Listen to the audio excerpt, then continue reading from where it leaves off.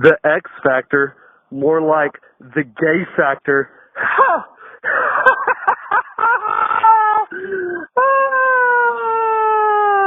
Josh, welcome to the Lost Column. Let's go.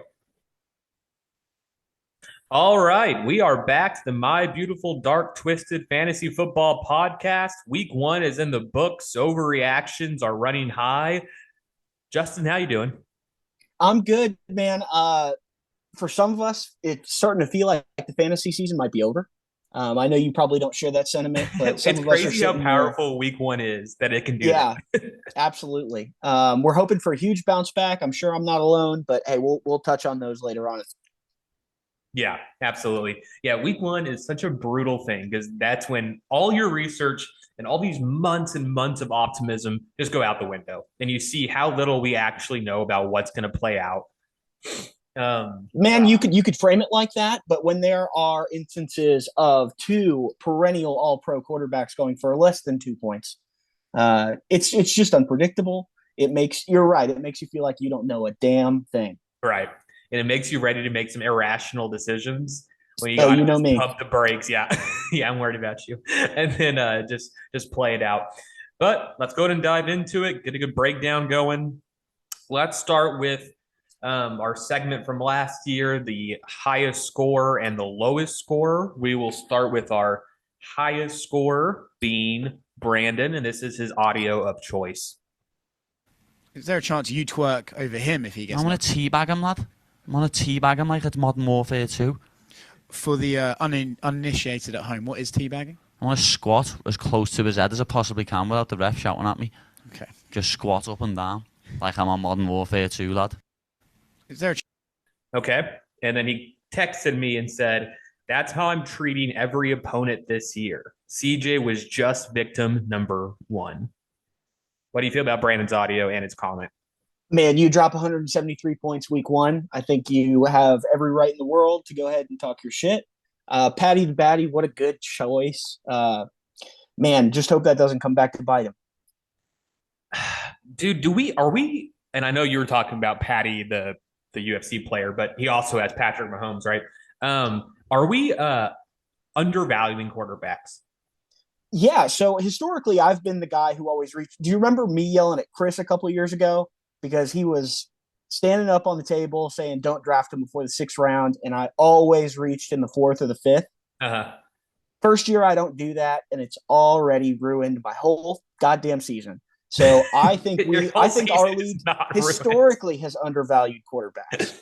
And the one year I decided to follow trends with you guys, it all blows up in my face. So yeah, I definitely think we undervalue quarterbacks in this league.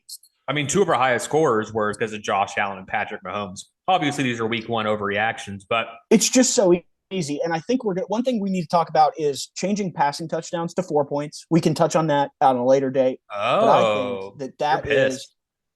No, I'm not pissed. It's just I don't know that we're the norm. I think the norm is 4-point passing touchdowns to kind of even the playing field. Because if a guy can throw 2 interceptions and still drop 40 points, something's a little – hey, but I am a big fan of high scores. I don't want to see scores go down necessarily.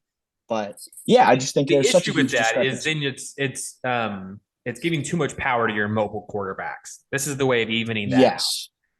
Okay, and then our lowest scorer being Chris Armijo, and it was bad. Here's his audio. It doesn't change the 5-star man who he is. You're a 5-star man! You're a 5-star man!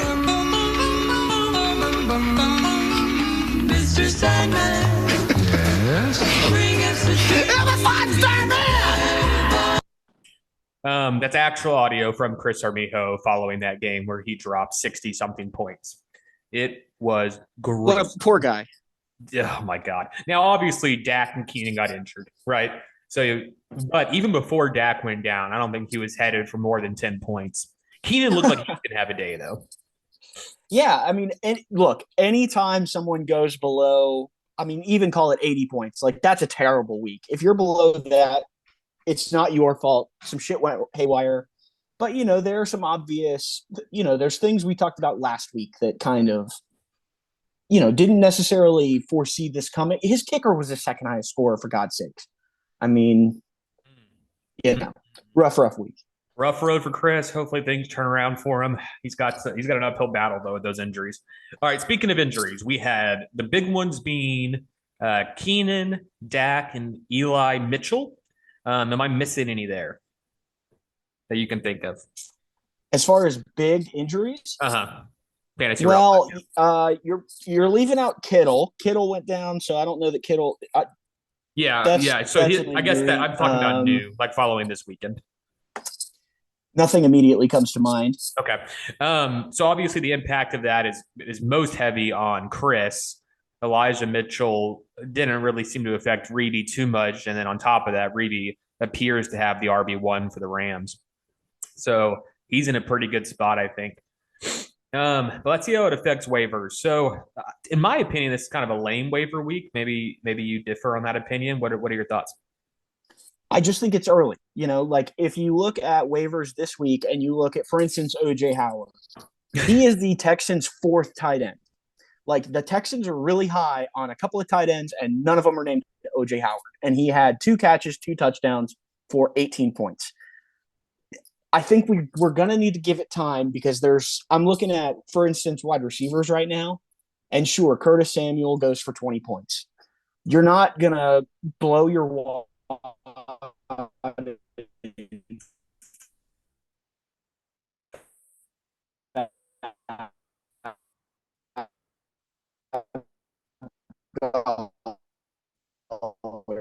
Go get a guy just because he did that week 1.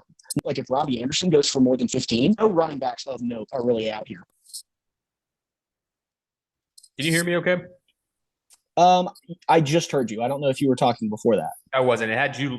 I don't know what the audio is going to sound like because on my screen you were super laggy there. But I pretty much caught that you're not going to go below the load on Curtis Samuel. And I think this will come out before or after waivers go through, or at least I think people will listen to it after. We'll see. But I think someone will blow their load on Curtis Samuel. Dude, I think right now it's all about patience. Like if a couple of these guys do it again this upcoming weekend, feel free. But it's just not a safe bet. Right. Normally what you'd blow your load on here would be like a surefire running back backup where the starter went down. There's not much of that. I could see maybe Nathan overspending on Najee's backup, but it's probably not. A guy like Zach Moss, he didn't score a ton of points, but he was a huge part of that offense. So that's an interesting guy just in case Singletary goes down and all of a sudden, they don't trust James Cook. That much was obvious. So there are guys out here that will be worth something, but I don't know that they're worth anything just yet. Yeah, I agree. Kind of a slow waiver week. But it will be interesting to see what people's initial reactions are based off of the overreactions of losing. All right, let's go ahead and get into our recap of the week. So, what's interesting this week? It was really a tale of two cities because you had a bunch of people score really high and you had a bunch of people not even hit 100 or barely break 100. And really, we only had like 1 or 2 games tops that were even close. So it was kind of a lopsided week, but let's still do a review, see what we feel like teams are, they can stick to the pace of high scoring and which ones we feel like kind of had a fluke. So how about you start us off and let's look at myself versus Matt. Okay, perfect. I had that one pulled up. So this is kind of a stinker. I think I don't think you're out here high stepping on the way. A win's a win at the end of the day. Suck it, Matt. Little bitch. Beta cup, bitch. So 4.7 points from T. Higgins. That's another guy. I think he left that game with something a little pulled. He doesn't have any kind of injury qualifier, at least not in fantasy, but I think you can count on more than 5 points from a guy like that. He started 2 Chicago Bears, Alex. Yeah. In a monsoon. In the monsoon. That was the big problem. To put both the pass catchers in that weather. And we knew it was coming. That was not a surprise storm. And I'm sure I can hear Matt saying, well, I'm so busy at work. Oh, you can open the weather app or you can't just check the Twitter real quick. I have a hard time believing that. Oh, for sure. His swing on I tried to overpay him for AJ Dillon. He held on to him. He told me how much he believed in him. That paid off. So that's something you can That look was forward to. interesting. And That was interesting. I bet you're a little nervous about that. not necessarily nervous. I don't think Aaron Jones is a guy that I necessarily need to worry about yet. If the game script keeps falling that way, definitely. But there's no reason that AJ Dillon should catch more passes than fucking Aaron Jones. I don't understand that. Yeah. And 8.2 points from Derrick Henry. That's it. It may happen again this year. Like, I'm not saying he'll never have another bad game, but that's an aberration. So, and on your side, man, it's not as if you did too much better. I mean, 8.5 out of the flex, 5.9 out of RB2, and even 13.8 from Dalvin. You're not happy with that. My highest scoring skill position was Gerald Everett, my plug-in for George Kittle, a guy that I would have no business starting, and he was my highest scoring guy. No, I hate this performance. Travis Etienne dropped a touchdown in the end zone. Terry and Rashad Bateman both had 2 receptions, even though I think that could change. Zeke is going to be interesting with Dak out. I mean, that could be a train wreck. And then, my only bright spots are really, in my opinion, Russ and Dalvin right now. I think Russ looked really good. Add a few more touchdowns and better coaching in that game last night. He was great. So 300 yards passing. And then Dalvin looked great, just didn't get in the end zone. I think you got to be a little bit happy about Isaiah Pacheco. That's a flyer that may end up paying like a spot start. I don't think even with Dak out, you're not going to put him over Zeke, but give it a couple weeks, he may prove to be a big part of that offense. So, we'll see. And then on Matt's bench, Cordell Patterson doing what Cordell Patterson does, man. That hurts. Isn't that so annoying? Although, I mean, he's in a situation similar to me with my wide receivers. Like, you have too many of them. You can only play 3 running backs, and he has 4. And I don't know that Cordell Patterson necessarily gets the start over any of these guys. I do agree with that. I'd go move one. To the running back needy team. Yeah. Hey, I mean, absolutely. He needs to do that. Preferably AJ Dillon and preferably to me. All right, moving on. We got Chris versus Michael. So, I mean, Michael over doubled his points. It was just a fucking massacre. Let's not focus too much on Chris. When you look at Chris's team, Kyle Pitts, there's better days ahead. Devontae Smith, I would be worried about. It looks like A.J. Brown was just getting stared down by Jalen Hurts over on Michael's side. And then Christian McCaffrey, obviously, I think that's pretty much his floor is the 15 points. They're going to go back in that locker room, and they're going to just tell Baker to just check it down every fucking time. And then Dak being injured is brutal. We'll have to see how he responds to that. I'm sure he'll have to pick up like a Carson Wentz type. Oh, he dropped him. He dropped Dak, yeah. You rage quitted Dak. I saw that on the transactions. All right, Michael had a really strong score, so let's evaluate this team. Kareem Hunt obviously is not going to give you 23 every week. It's hard to know how valuable his Eagles are because they played the Lions, right? But in that game, they looked good, don't you think? Yeah, absolutely. It's all about opportunity. And holy shit, did A.J. Brown get every single opportunity Jalen could possibly force his way. Right. So, a lot of that with Tyreek, too. They're just you nailed that. You said, they're just going to make sure that he's involved everywhere he can be. And that's what they're doing. Yeah. So when you're just getting forced usage out of those 2 players, it's huge. It's absolutely I was super down on A.J. Brown because I guess I was really down on Jalen Hurts' ability to throw the ball. Yeah, it was the genesis of that. I don't think I'm concerned about that anymore. Once again, there will be ups and downs, but yes, it looked better than I expected. What are your thoughts on Alvin Kamara? Looks like his ribs are a little banged up or something. Sure. Man, I think that Alvin Kamara he's not Michael doesn't have anybody to replace him. So Alvin Kamara better be okay. Otherwise, he's going to have to blow something. He's going to have to give up something to go get a capable RB2. Hopefully he's fine. I think the big surprise was Michael goddamn Thomas. Mm-hmm. After 2 years of everyone stashing him on a bench, waiting for him to finally pop, here he goes for fucking Michael Brown of all people decides to be competent. Well, we'll see. But Michael had a really good entry week for a team that I thought was kind of shaky going in. All right, you take the next one on Logan versus Josh. And this is the voicemail we played at the beginning. Logan versus Josh. All right. How Logan felt about it. Yeah. Okay. So let's start over on Josh's team. This is the team we were all scared of, and honestly, a couple of people underperformed, but Deebo Samuel again in a monsoon. So you can expect more from Deebo probably going forward. Dallas Goedert gets you 9. That's great from a tight end. Chase Edmonds did everything he was supposed to do. Eckler, who would have thought that Eckler in a high-scoring game, 44-29, that he would come out, or 24-19, and just not be necessarily productive. Like I think it's not something to worry about. It's just a disappointment when you have a week where everyone pretty much hit their projections, and you go down to maybe not an inferior team. Who knows? Antonio Gibson could be that fucking guy. Yeah. My God, what a pathetic performance from his receivers, and he still managed to pull it out. So I think you've got to be encouraged if you're Logan. Joe Mixon, great day for even how bad that team looked. Obviously, Justin Herbert will continue to do well. I think this is about what you're going to see from Darren Waller. And then CD is going to be very frustrating until Dak gets back, I think. Definitely. Maybe I'm wrong, but yeah, I think you're happy if you're Logan. He's got James Robinson on the bench, who looks great. And then Josh has got a couple gems on the bench, I think. Julio looked really involved with Chris Godwin now. That's going to be huge. And then also Michael Carter was very involved. And they're going to check down that ball every time until I'll say, Zach Wilson gets back.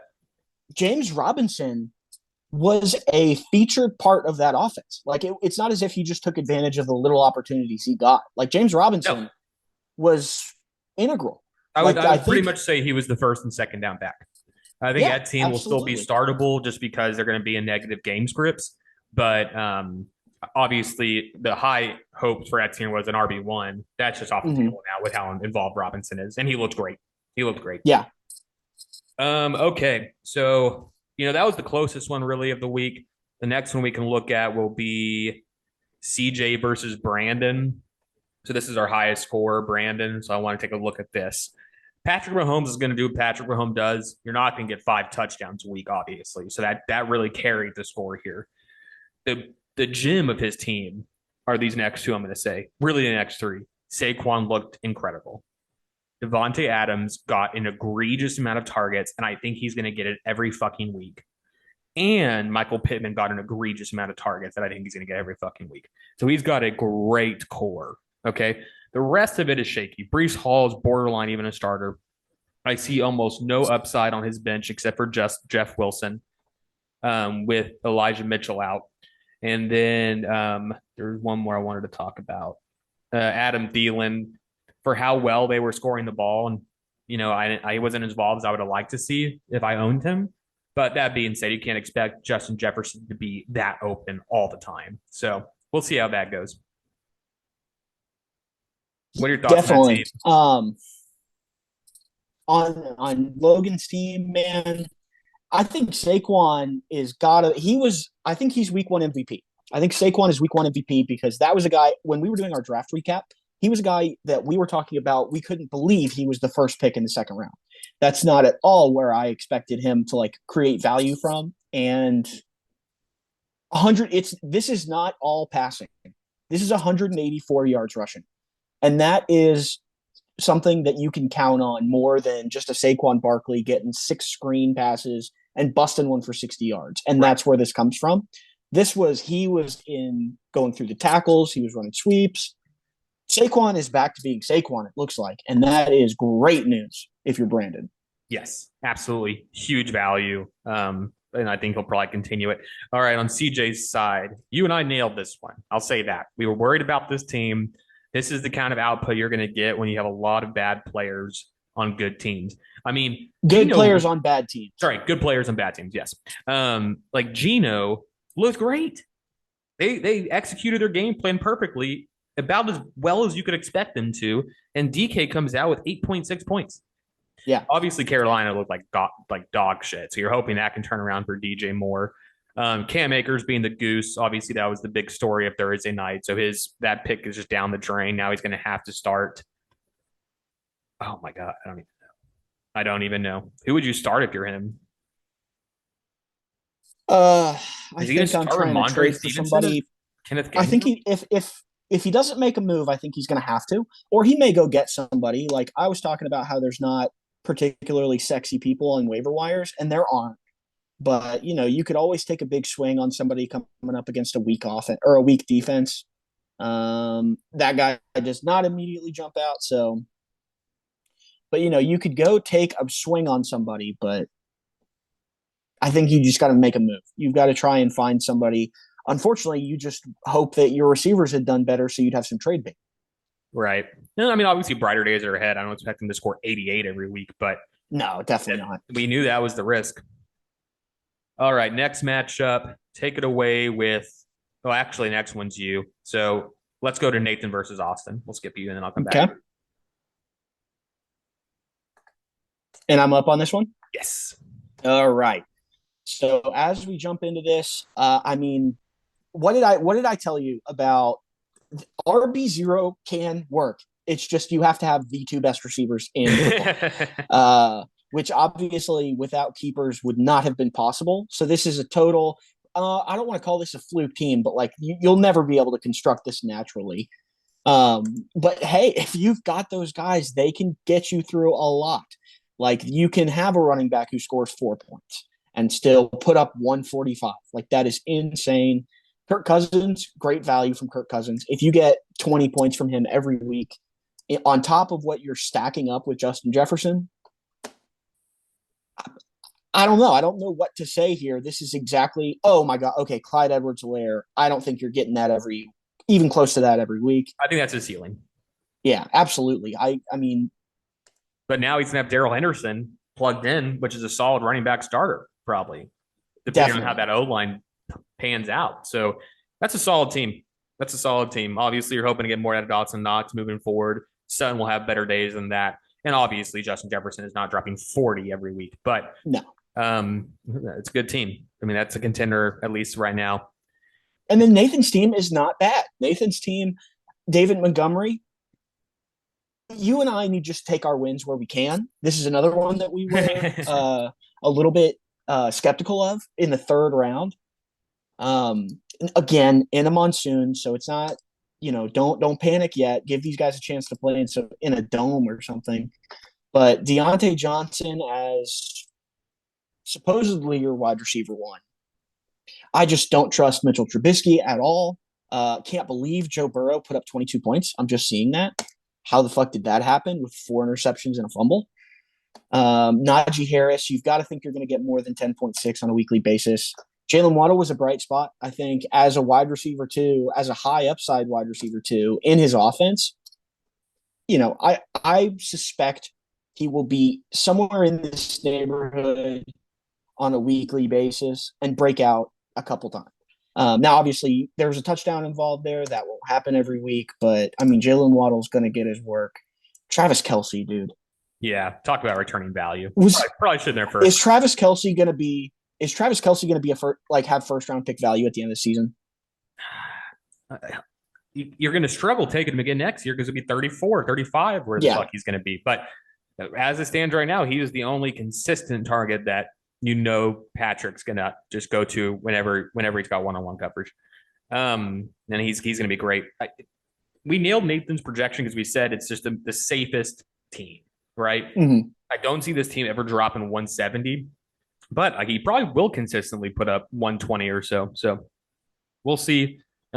He was someone that probably could have won if he played one of the other low-scoring teams, but unfortunately played Austin. And I think you and I hope he didn't make his flex decision based on last week's pod, because we said like Hunter Renfrow is probably his best option.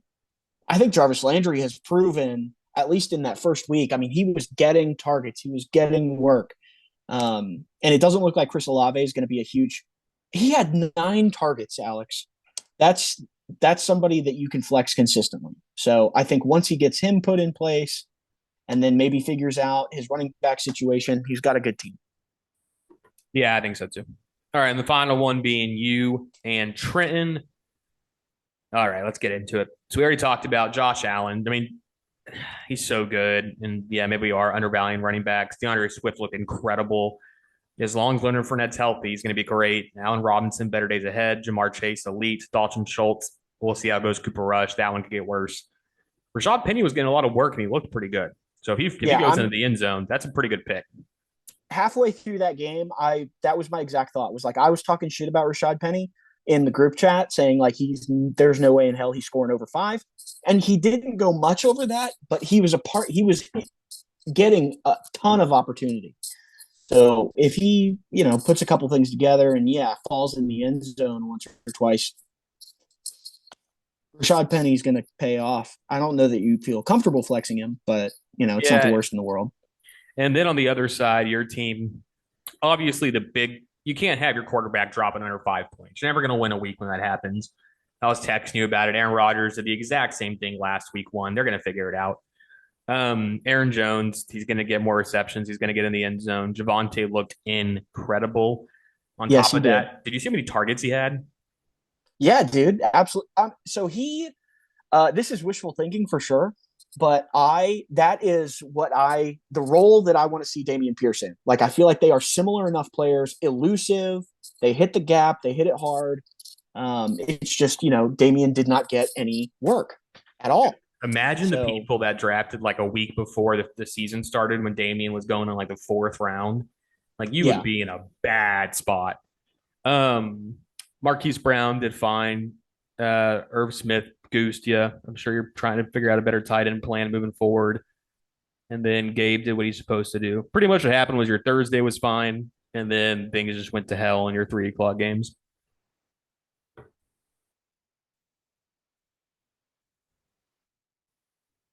So there were a couple of us who were together on Sunday at 1:30. I was projected. I left. It had completely everything up here.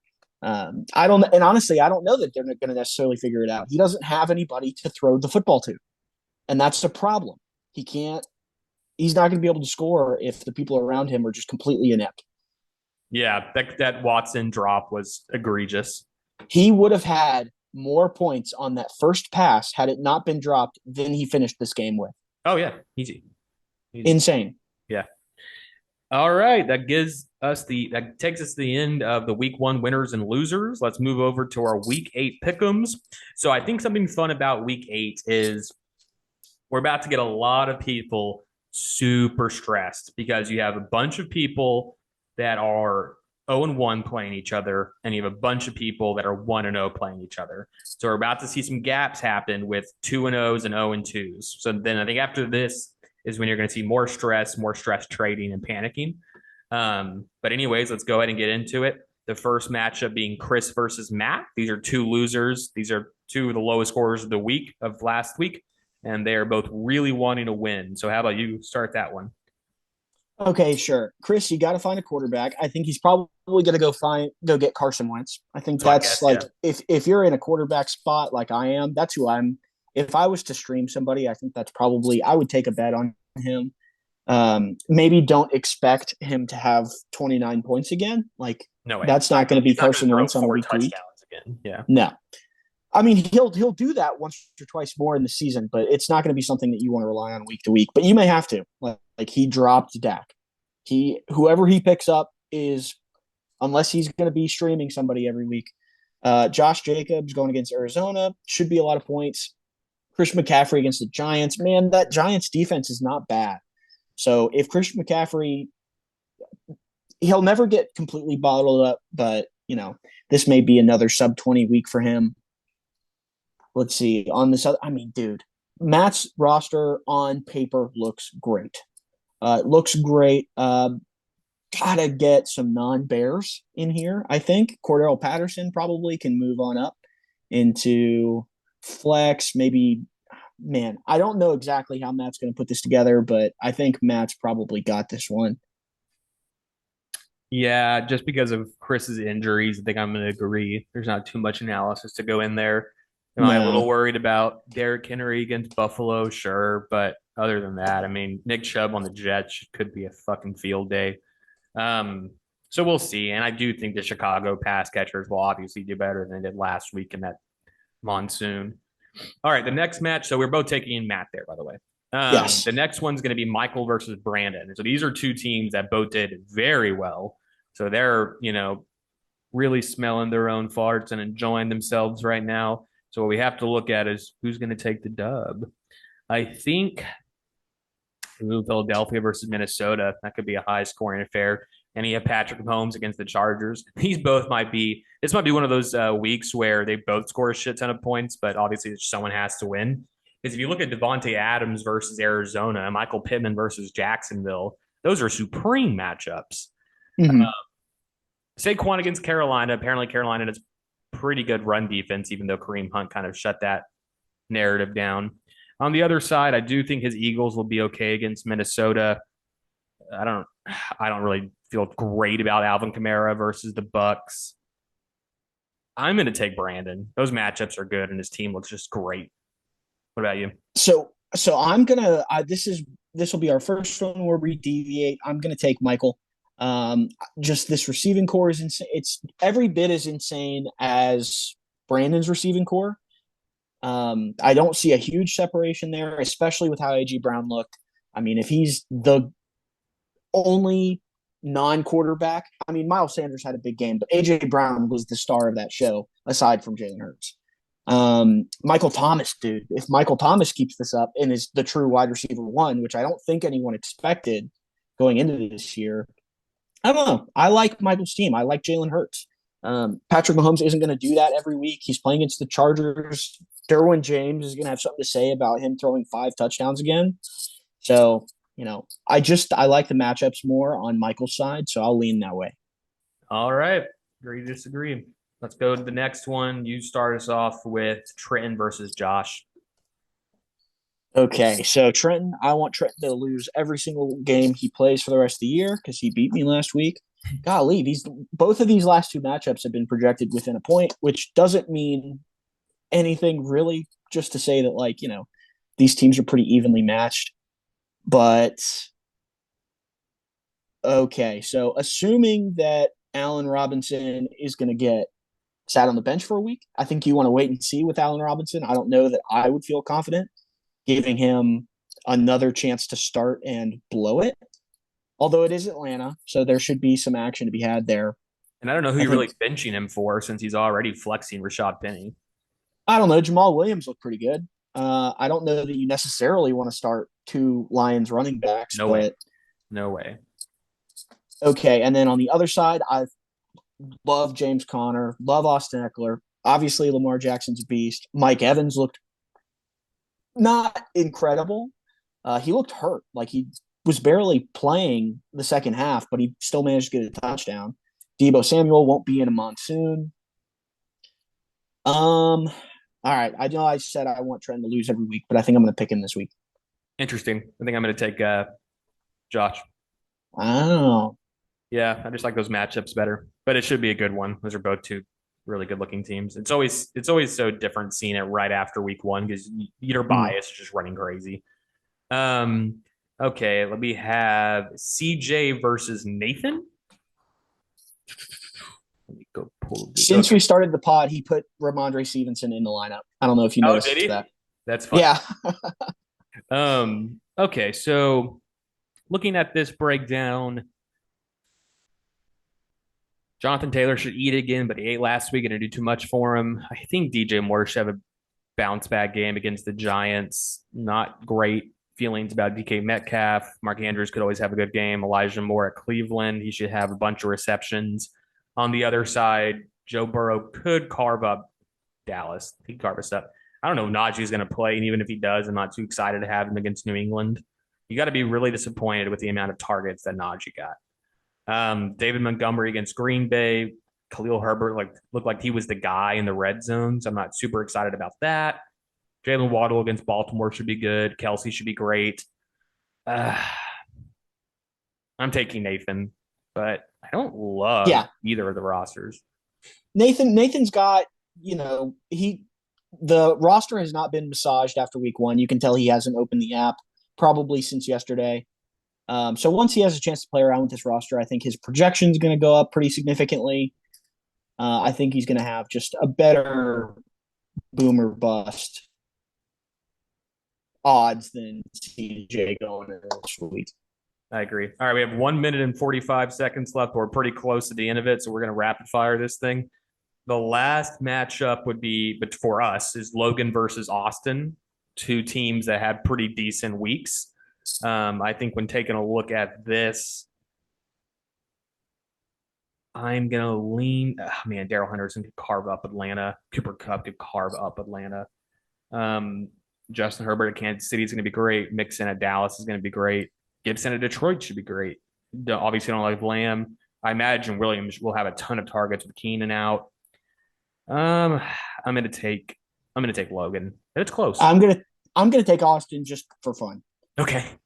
All right. And then in the last matchup, it's you and I. I think both of us are coming into this game without a ton of confidence. Our projections are 3 points off. You are projected to beat me by 3. How are you feeling about our matchup?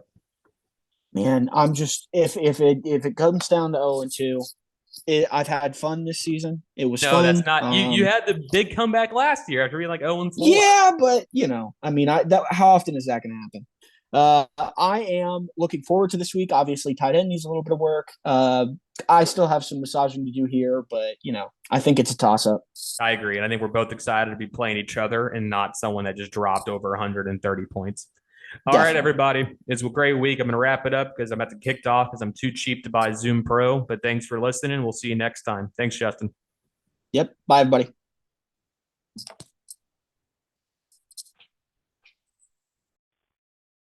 Hey, fellas. This is Justin from Houston. I just wanted to call in, let you guys know. Hey, everybody's so scared of this fucking Holmesander guy. As far as I know, he's just a titty boy.